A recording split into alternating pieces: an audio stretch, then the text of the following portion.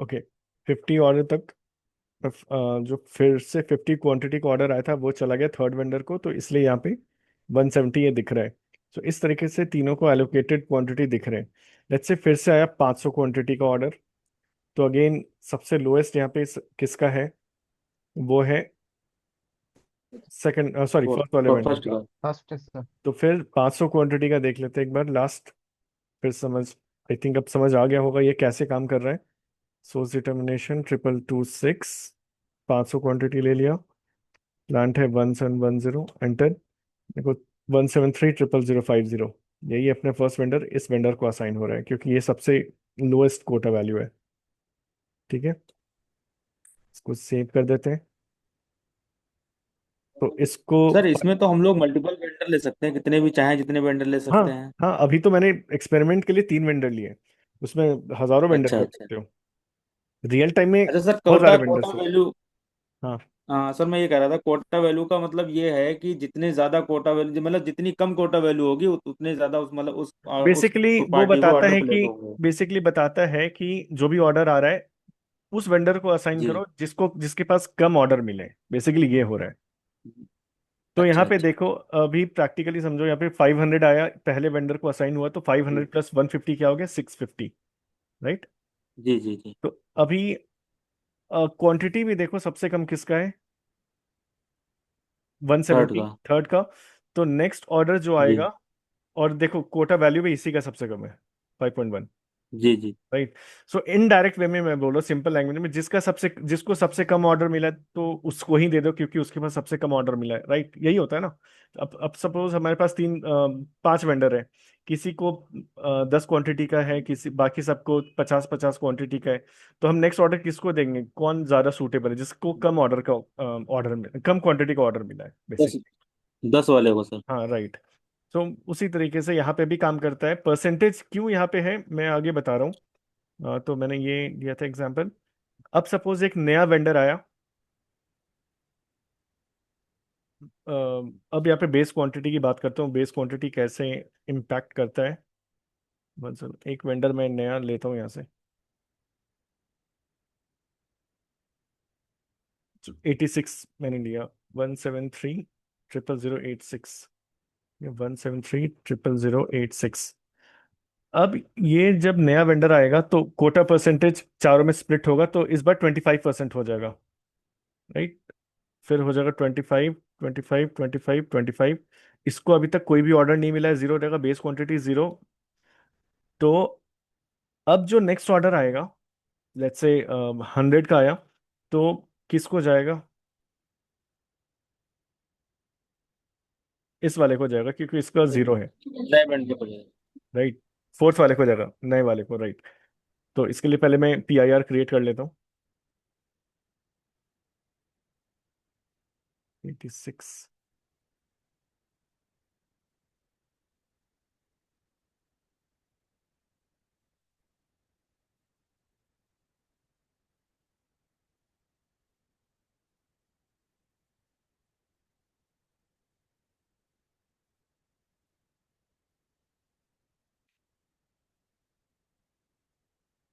ये PIR मैंने create कर दिया। ओके, सो नेक्स्ट ऑर्डर जो जाएगा इस वेंडर को जाएगा। ठीक है, 100 क्वांटिटी है क्योंकि सबसे कम इसका है, जीरो कोटा वैल्यू। तो पहले तो हम कोटा में ऑब्वियसली मॉडिफाई करेंगे क्योंकि हमें एक नया वेंडर ऐड करना है, तो MEQ4 में जाकर इसको मॉडिफाई करेंगे, सॉरी MEQ1 से ही करेंगे। हाँ, राइट। इसको डबल क्लिक करके यहाँ पे एक और वेंडर ऐड कर देंगे, 173 000 086, ये हमने ऐड कर दिया। इधर F कर दिया, इसको 1 कर दिया, तो सब में इक्वली होगा, चारों में तो 25% होगा, राइट। सो ये हो गया। तो एलोकेटेड क्वांटिटी इसका दिख रहा है जीरो, क्योंकि इसको अभी तक असाइन नहीं हुए, राइट। इसको मैं वापस से दिखा दूँ, MEQ3, क्योंकि इस वेंडर को अभी तक कोई ऑर्डर असाइन नहीं हुआ है इस मटेरियल के लिए, राइट, इसलिए इसका एलोकेटेड क्वांटिटी जीरो दिख रहा है। बेस क्वांटिटी भी सब कुछ जीरो है, राइट। तो नेक्स्ट ऑर्डर इसको ही असाइन होना है। बट अगर हम मैनिपुलेट करना चाहें कि ओके इस वेंडर को नहीं असाइन करना, मतलब बेसिकली ये कब काम आता है कि ओके नया वेंडर है, बट पास्ट रिकॉर्ड में इसको काफी असाइन हो चुके हैं, तो हम नहीं चाहते कि अभी तुरंत में ही इसको असाइन है, तो हम क्या करते हैं, क्योंकि देखो एलोकेटेड क्वांटिटी हम मॉडिफाई नहीं कर सकते। अगर मॉडिफाई करना चाहें MEQ1 से, तो हम एलोकेटेड क्वांटिटी पे हम कुछ मॉडिफिकेशन नहीं कर सकते। ये वो क्वांटिटी है जितने ऑर्डर ऑलरेडी मिल चुके हैं इस वेंडर को। सो हम इस कैलकुलेशन को मैनिपुलेट करने के लिए हम बेस क्वांटिटी में कुछ छेड़छाड़ कर सकते हैं। जैसे यहाँ पे हमने कर दिया 100, तो अब इसका कोटा वैल्यू क्या हो गया, 4। राइट, अगर इधर मैंने कर दिया 400, अब इसका कोटा वैल्यू क्या हो गया, 16। तो नेक्स्ट ऑर्डर इस वेंडर को नहीं जा करके इसको चला जाएगा, 6.8 वाले को, थर्ड वेंडर को। तो समझ आया बेस क्वांटिटी का इम्पैक्ट क्या हो रहा है। तो ये अल्टीमेटली कोटा वैल्यू को मैनिपुलेट करने के लिए यूज किया जाता है। तो चलो इसको ही मैं यूज करता हूँ। इसको मैंने 400 कर दिया है, ठीक है। इसको 400 करके मैं सेव करता हूँ। तो नेक्स्ट ऑर्डर लेट्स से आता है 250 क्वांटिटी का। तो 250 वाला क्वांटिटी किस वेंडर को जाएगा? सर आपने हाँ, 400 बेस लोकेशन पे किया है ना, बेस क्वांटिटी पे बेस कर दिया है ना। हाँ हाँ, बेस क्वांटिटी, ताकि कोटा वैल्यू को मैं मैनिपुलेट कर सकूं फोर्थ वेंडर के लिए। तो अभी सबसे लोएस्ट कोटा वैल्यू किसका है? 85। राइट, इस थर्ड वाले वेंडर। वेंडर का है 6.8। तो नेक्स्ट ऑर्डर जो आएगा वो इसको चला जाएगा, ना कि 86 वाले को। अगर अब वही हम बेस क्वांटिटी जीरो किए होते, तो किसको जाना चाहिए था? 86 वाले को, क्योंकि इसका जीरो आ रहा था। राइट, तो उस सर तरीके। ये सैप में अगर हम करेंगे तभी ना होगा सर। हाँ, उधर करना होगा। मैं इधर बस दिखा रहा हूँ कि जो मैं इधर कर रहा हूँ मैं उधर ही दिखा रहा हूँ। मैं वापस से दिखा देता हूँ, इधर मैंने कर दिया है 400। ठीक है। तो अभी जो नेक्स्ट ऑर्डर आएगा 250 क्वांटिटी का MA51N। ठीक है, मैं सेव नहीं करता हूँ, मैं इसको मॉडिफाई करके दिखाता हूँ। 2226, 250 क्वांटिटी, प्लांट है 1710। देखो कौन सा वेंडर पिक हो रहा है, 85। क्योंकि इस 400 एडिशन के बाद लोएस्ट कोटा वैल्यू हो रहा है इस वेंडर का, इसलिए ये वाला वेंडर पिक हो रहा है। अगर मैं इस 400 को हटा दूं, जीरो कर दूं, तो ऑब्वियसली 86 वाला पिक होता। वो भी मैं करके दिखाता हूँ। MEQ1 में मॉडिफाई कर देता हूँ ये चीज। इसको मैंने डिलीट कर दिया है, सेव कर दिया। एंड MEQ, ओके, MA51N से PR क्रिएट करते हैं। ये किया। अभी जो नया वाला वेंडर है वो वाला पिक होगा।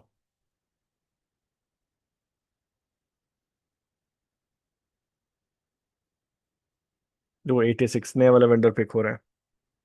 राइट।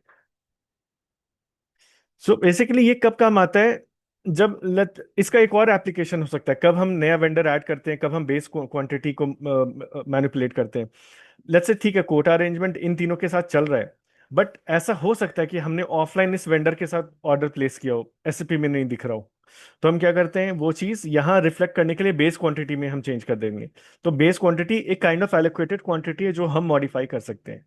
ठीक है। तो ऑफलाइन हमने ऑर्डर प्लेस किया होगा बट SAP में नहीं दिख रहा है। राइट, SAP में नहीं है, हमने ऑफलाइन ऑर्डर प्लेस किया था।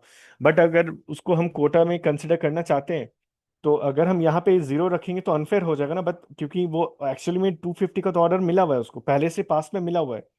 राइट। अगर हम उसको यहाँ पे जीरो दिखाएंगे तो हर बार इसी वेंडर को जाएगा ऑर्डर, जो कि गलत होगा, क्योंकि ऑफलाइन में हमने इस वेंडर को ऑर्डर दिया हुआ है काफी। तो लेट्स से हमने 1000 क्वांटिटी का पहले से दे रखा है इस वेंडर को, जो कि SAP में नहीं दिख रहा है, ऑफलाइन दिख रहा है। अगर वही हम यहाँ पे दोनों जीरो छोड़ देंगे, तो हर बार यही वेंडर काफी टाइम तक पिक होगा, जब तक कि इसका कोटा वैल्यू बाकी सबसे ज्यादा ना हो जाए। राइट। तो हम वो चीज रिफ्लेक्ट करने के लिए यहाँ पे 1000 कर सकते हैं। तो इसका 40 हो गया, बाकी सबका ये हो गया। तो अभी कौन ज्यादा एलिजिबल है, ये 6.8 वाला, फिर ये रहेगा, फिर ये रहेगा, तब बाद में इसका नंबर आएगा। तो बेस क्वांटिटी का क्या क्या बेसिकली यूज है, हम तब बेस क्वांटिटी को यूज करते हैं जब हम किसी वेंडर के साथ ऑफलाइन हम ऑर्डर प्लेस कर चुके हो, या किसी वेंडर के साथ कुछ मैनिपुलेट करना चाह रहे हो इस क्वांटिटी में। बेसिकली बहुत सारे एप्लीकेशन हो सकते हैं, जो कि एक मैंने सिंपल एग्जांपल दिया कि हमने ऑफलाइन ऑर्डर प्लेस किए होंगे उस वेंडर के साथ। बट SAP में अगर हम यहाँ पे एलोकेटेड क्वांटिटी, तो जीरो रहेगा ही, ये भी जीरो रहेगा, तो गलत हो जाएगा। राइट, गलत होगा बाकी सारे वेंडर के साथ। वो लोग बोलेंगे इस वेंडर को तो ऑलरेडी 1000 के क्वांटिटी ऑर्डर प्लेस हो चुके हैं, तो फिर बार बार इसको क्यों मिल रहा है। तो उस चीज को हम बैलेंस करने के लिए यहाँ पे कर देंगे 1000। ओके, 1000 यहाँ पे मेंशन कर देते हैं। तो अब फेयर हो गया। अब तीनों को, अब चारों वेंडर के हिसाब से कैलकुलेट किया जाएगा, जिसका सबसे लोएस्ट कोटा वैल्यू रहेगा। ठीक है, बेस क्वांटिटी का अब समझ आया क्या यूज है? 100% सर। ठीक है। मतलब बेस क्वांटिटी से हम लोग कोटा वैल्यू को क्या है मैनिपुलेट कर देते हैं। Right right right. ठीक है सर। जो हमको ज्यादा पैसा देगा हम उसके लिए काम करेंगे, वेंडर के। हाँ, ऑब्वियसली ये भी पार्ट है। हम अभी ये मास्टर डेटा का, ओके, ये लास्ट टॉपिक था मटेरियल मास्टर डेटा में, सॉरी, एमएम के मास्टर डेटा में टोटल 5 टॉपिक थे आई थिंक, जिसमें हमने क्या क्या किया, मटेरियल मास्टर डेटा हमने पढ़ा, ठीक है। Yes sir. फिर हमने क्या देखा था, vendor master and BP master हमने देखा कैसे हम क्रिएट करते हैं। फिर हमने देखा सोर्स लिस्ट कैसे क्रिएट करते हैं। फिर हमने देखा पीआईआर कैसे करते PIR। हैं, और फिर हमने देखा कोटा अरेंजमेंट। तो हाँ, यस सर। ये है, ये सारे टॉपिक है एमएम का मास्टर डेटा टॉपिक है। ये एमएम मास्टर डेटा के अंदर ये सारे 5 मेन टॉपिक्स हैं, एंड ये पांचों काफी इंपॉर्टेंट है, 100% इंटरव्यू से पूछे जाएंगे। तो बहुत थॉरो रखना एंड कॉन्सेप्ट क्लियर रखना। तो ये था मटेरियल मास्टर, एमएम का मास्टर डेटा। नेक्स्ट जो टॉपिक है ना, उस पे आएंगे कि एक एक टॉपिक है जो अभी बोला ना कि वेंडर जो अच्छा प्राइस देगा उसके साथ हम बिजनेस करेंगे। ये भी एक एक कॉन्सेप्ट आता है। तो आई थिंक नेक्स्ट टॉपिक वही है अपना, वो नेक्स्ट क्लास में वो देखेंगे, वो उसको हम क्या बोलते हैं, एमएम प्रोक्योरमेंट साइकिल, उसके अंदर आता है। मतलब एमएम मतलब मटेरियल मैनेजमेंट के अंदर जो entire end to end procurement cycle होता है, प्रोक्योरमेंट साइकिल। आई थिंक इसका एक मैंने स्मॉल इंट्रोडक्शन स्टार्ट में ही दिया था कि प्रोक्योरमेंट साइकिल क्या होता है, ऑर्डर प्लेस करने से लेकर के पेमेंट करने तक वेंडर को। आई थिंक किसी को याद होगा तो, ऑर्डर प्लेस करने से लेकर पेमेंट करने तक वेंडर को, राइट। हम वेंडर को ऑर्डर देंगे, राइट, वेंडर से ऑर्डर प्लेस करेंगे, मतलब वेंडर को ऑर्डर प्लेस करेंगे, देन लास्टली वेंडर को ही पेमेंट करेंगे। तो ये इस बीच में जो कंप्लीट साइकिल, बहुत कुछ इसमें प्रोसेस होते हैं ये सब करने के, ये सब स्टार्ट टू एंड के बीच। तो ये है हमारा नेक्स्ट टॉपिक, ठीक है। तो आज का टॉपिक क्लोज करते हैं, या किसी को डाउट है तो बताओ। No no no sir sir, इसका थीम क्लियर। चेंज करवा दीजिए। हाँ, मैंने बताया ना अभी कैसे होता है। ओके। एक बार सर फिर से बता दीजिए। ओके,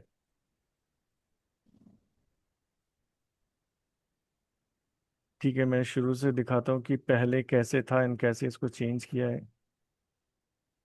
जी सर ऐसे ही कर दीजिए।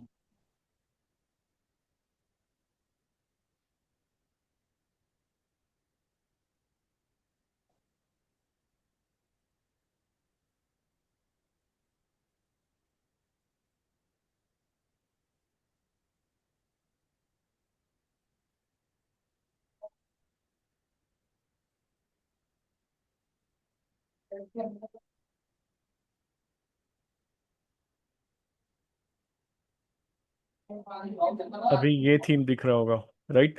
तो जो भी अभी यस सर सिस्टम पे यही हो, है। ओके, ये रिकॉर्ड तो हो ही रहे, तो देख लेना कैसे किया है। यहाँ पे जाना, इस ऑप्शन में, यहाँ पे ऑप्शन दिखेगा, ऑप्शन में जा करके इसको बस करना है एसएपी सिग्नेचर थीम, ओके करना है, इसको क्लोज करना है, एंड इसको वापस से ओपन करोगे तो बैक टू ओरिजिनल थीम आ जाएगा, बस, ठीक है। ठीक है sir, thank you sir. Okay, फिर आज का टॉपिक क्लोज करते हैं एंड मिलते ओके हैं कल। Bye bye, good night.